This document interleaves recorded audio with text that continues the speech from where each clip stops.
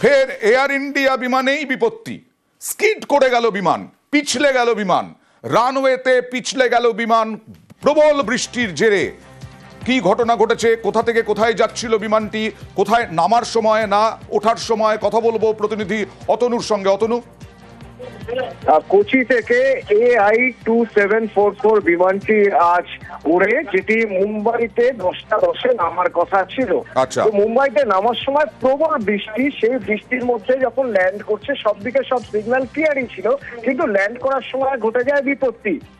আজ 9টা 27 নাগাদ যখন ল্যান্ড করছে তখন স্কিড করে যায় রানওয়েতে বিমানটি, এবং স্কিড করে যাওয়ার ফলে বিমানটি ল্যান্ড তো করেছে কিন্তু বিমানটা বেশ ড্যামেজ হয়েছে, মানে বেশ কিছু জায়গা টিবড়ে গেছে, কোনো জায়গা একেবারে দুমড়ে গেছে।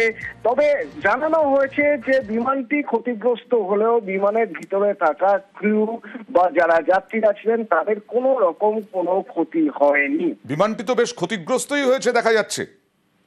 ভালোই ক্ষতিগ্রস্ত হচ্ছে, তার কারণ যখন স্কিড করে গেছে তখনও বিমানটির স্পিড বা গতিবেগ যথেষ্ট বেশি ছিল, কারণ তখনও পর্যন্ত পুরোপুরি ল্যান্ড করতে বা রানওয়ে শেষ করে ট্যাক্সি যেতে আসতে অনেকটা সময় হয়, তখনও প্রায় 10 মিনিট মতো সময় লেগে যেত।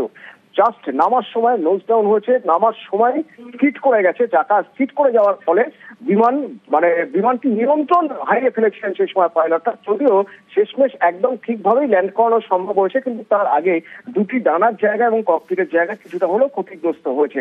তবে বিমানের ভিতরে থাকা কারো কোনো রকম কোনো ক্ষতি হয়নি। ওকে।